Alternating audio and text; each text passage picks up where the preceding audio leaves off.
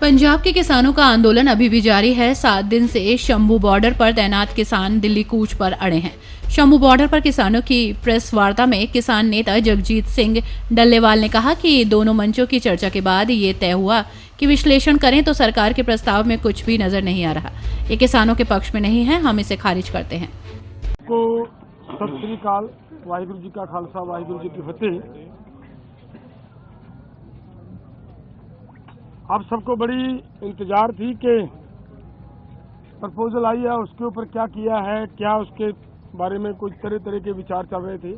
कोई कुछ बोल रहा था, कोई कुछ बोल रहा था, लेकिन ये दोनों फोरमों की अब चर्चा होने के बाद ये फैसला लिया गया है कि जो सरकार ने प्रपोजल दिया है उस प्रपोजल की अगर उसे नाप तोल किया जाए तो उसमें कुछ नजर नहीं आ रहा। अगर इसको ध्यान से देखेंगे तो माननीय मंत्री जी कल ये बता रहे थे कि सरकार अगर एमएसपी की गारंटी दालों के ऊपर देती है तो हमारा 1.5 लाख करोड़ रुपया हमारी जेब से खर्च होगा, हमारे बजट के ऊपर वेट पड़ेगा। और इसी के बराबर एक खेती माहर साउथ का प्रकाश कामारेड्डी जी के अनुसार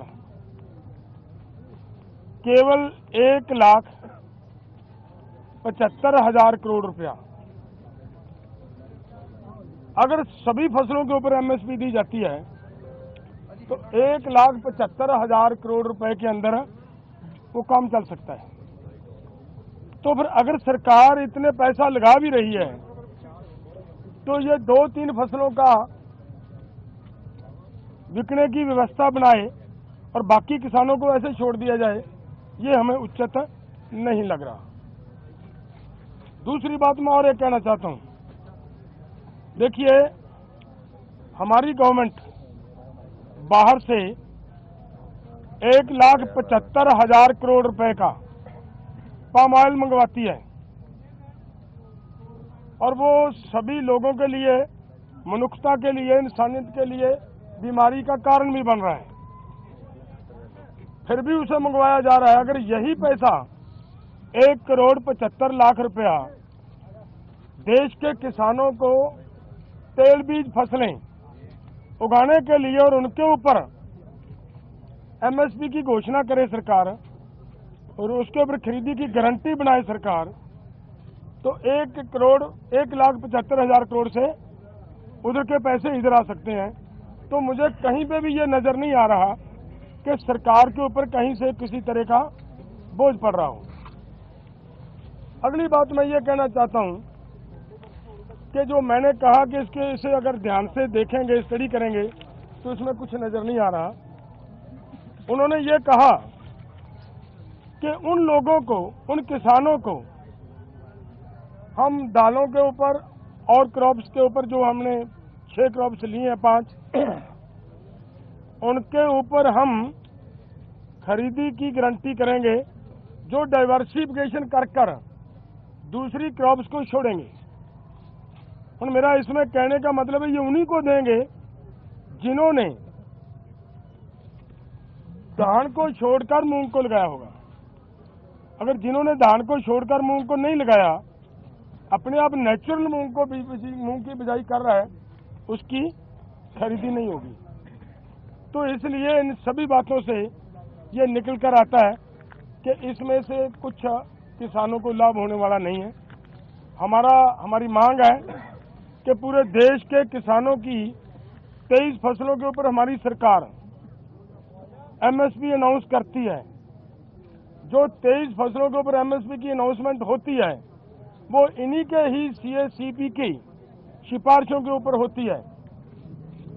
और जब वो देती है सरकार हमें सीएसीपी के अनुसार एमएसपी का मतलब होता है मिनिमम सपोर्ट प्राइस को और गहनता से उसकी पड़चोल करोगे तो उसका मतलब ये होता है कि कम से कम आपको जिंदा रखने के लिए, आपको स्टैंड रखने के लिए एक सपोर्ट दी जा रही है।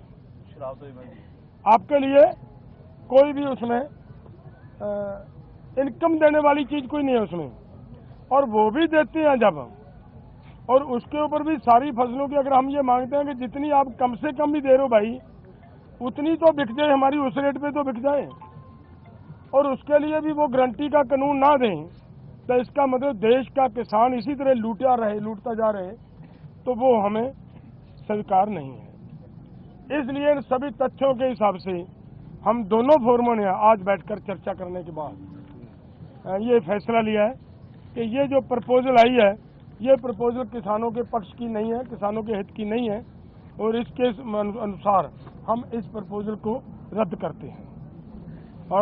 वहीं किसान नेता सरवन सिंह पंठेर ने कहा कि पंजाब के 7 जिलों में इंटरनेट सेवाएं बंद कर दी गई हैं। पंजाब सरकार को स्पष्ट करना चाहिए कि क्या उन्होंने भी अनुमति दी थी, क्या वे भी चाहते हैं, क्या आपको ऑपरेशन हरियाणा के साथ मिलकर चल रहा है। पंजाब में इंटरनेशनल बंद नहीं किया जाना चाहिए। मुझे नहीं लगता कि केंद्र के पास राज्य सरकार से पूछे बिना इंटरनेट बंद करने का कोई अधिकार है। जिस तरह से पंजाब में 7 जिलों में नेट बंद किए गए हैं, तो स्पष्ट करना चाहिए पंजाब सरकार को भी उन्होंने भी लिख के दिया है या उनकी भी मंशा है। जिस तरह से सामने आ रहा है भी डीसी पटियाला, उन्होंने सभी ब्रॉड बाइंडर को लिख के दिया है कि कोई मीडिया कर्मी हो, कोई भी हो, कोई ब्रॉड बाइंडर आपने देना नहीं है।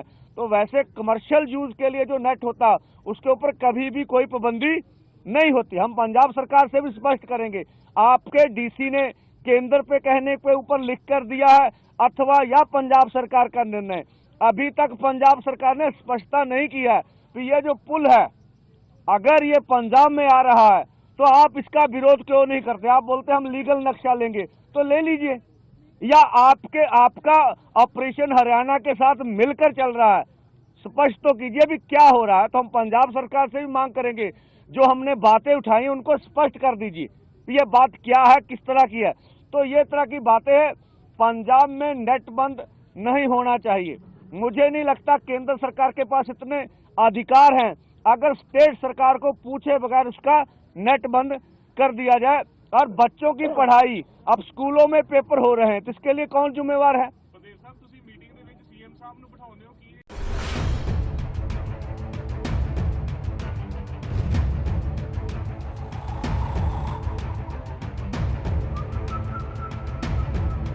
हर बड़ी खबर का असली एड्रेस है खबरनामा, इसलिए हर न्यूज अपडेट के लिए सब्सक्राइब करें और फॉलो करें खबरनामा, और इस वीडियो के लाइक बटन को प्रेस कर इस वीडियो पर कमेंट के जरिए अपनी राय देना ना भूलें।